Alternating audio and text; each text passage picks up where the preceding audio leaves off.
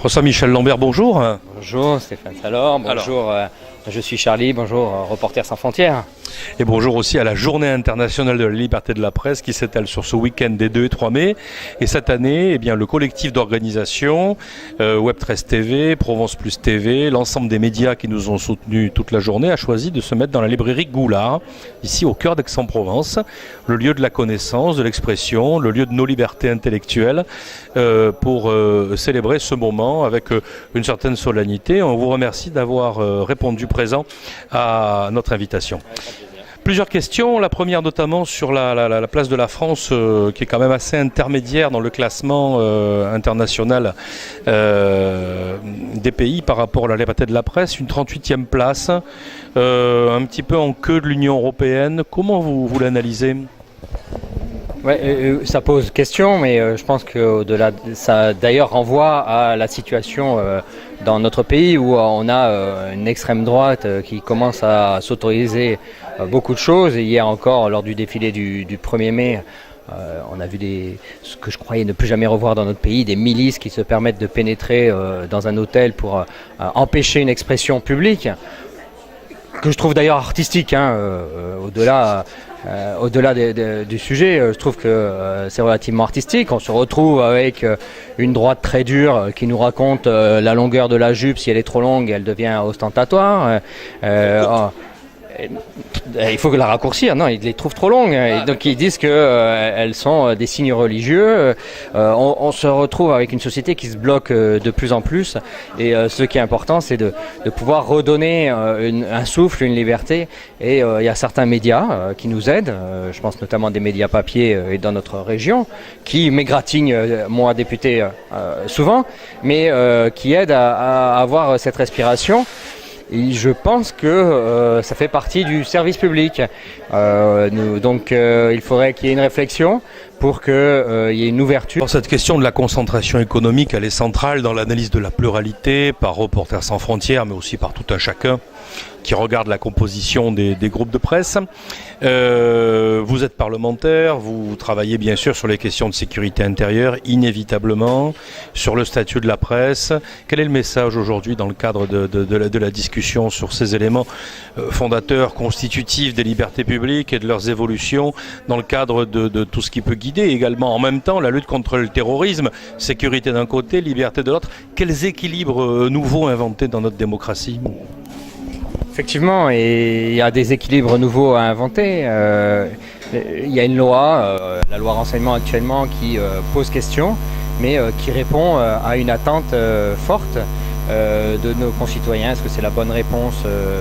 Peut-être pas, mais en tout cas les citoyens la prennent comme bonne réponse. Eh bien, il est nécessaire, je crois, de donner la capacité à ouvrir beaucoup plus de liberté, d'expression, de lieux d'expression où on peut venir poser des approches décalées, des approches différenciées. Et permettez-moi un tout petit peu de dériver par rapport à votre question. Moi, je crois que nous avons aussi à réinventer des lieux physiques, des lieux où on arrive, comme ces 2 journées au sein de cette librairie Goulard, mériterait de trouver un même type de lieu où à tout moment on peut venir, un peu comme à une période télévisuelle avec un certain Michel Pollack, où on s'autorisait beaucoup. On s'autorisait tant dans les attitudes que, exactement, droit de réponse, que dans les messages qui étaient passés. On était en direct, on ne polissait pas tout, on avançait, on construisait. Une partie de ma conscience s'est construite ces samedis soirs à regarder droit de réponse, Michel Pollack et ses invités. Et tout ce qui s'y passait qui était toujours assez fabuleux sur ce plateau, effectivement. Dernière question, monsieur le député. Reporters sans frontières, dans son analyse de la liberté de la presse, additionne aussi les persécutions faites contre les blogueurs, les nets citoyens, c'est-à-dire les gens qui ne sont pas journalistes en organes de presse, mais qui prennent justement ce que vous dites, c'est-à-dire cette liberté d'aller dans l'espace public par les nouveaux médias, notamment les médias numériques. C'est une chose qui se développe au niveau planétaire de manière très forte. Aujourd'hui, il y a autant de blogueurs qui sont inquiétés que de journalistes, et sans doute plus encore dans les années qui viennent. Est-ce qu'il faut continuer à s'activer s'accaparer l'espace numérique, de quelle manière. La démocratie, c'est aussi un débat régulé et organisé. Ce sera ma dernière question.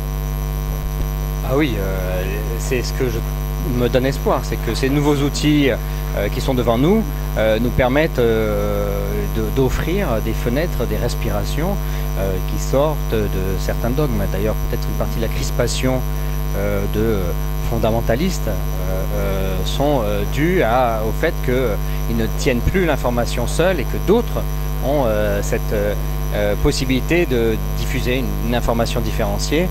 Et nous devons y travailler fortement. Donc je pense, c'est ce que je disais, par certaines garanties au niveau de la France, mais aussi par probablement trouver des moyens pour permettre que tous les pays, et là on en voit certains qui sont en noir, qui sont vraiment très durs. Moi je pense aussi à la Turquie. Permettez-moi, en ce centenaire du génocide arménien, de dire combien en Turquie l'expression en rouge, elle doit être un rouge bien foncé, parce que aucune reconnaissance du génocide arménien qui a une centaine d'années, et toujours à le nier. Moi je trouve que ce n'est plus acceptable au XXIe siècle, et que effectivement c'est par les réseaux sociaux. Mais la crainte des réseaux sociaux, c'est que ce soit ceux qui ont la capacité d'intervenir dans ces pays fermés n'apportent pas la vraie lecture, et que ceux qui pourraient avoir une ouverture plus large n'ont pas les moyens. Donc toute la question est devant nous. J'avoue que vous m'avez posé une colle, et en tout cas dans le périmètre que nous pouvons maîtriser, c'est-à-dire la France et l'Europe, c'est cette capacité à donner tout un chacun la possibilité de s'exprimer, qui évitera d'abord une expression réduite, mais aussi ces expressions extrémistes que certains sont plus capables de donner. Si tout le monde parle, eh bien, comme dans la rue, le citoyen pourra échanger avec des gens qui sont bornés, mais aussi échanger avec d'autres. Donc c'est l'ouverture. Et c'est un mot qui me touche, c'est l'open source, l'open data, l'open média. Ce sont les clés de demain, les clés qui démarrent déjà aujourd'hui. Merci. Merci François-Michel Lambert.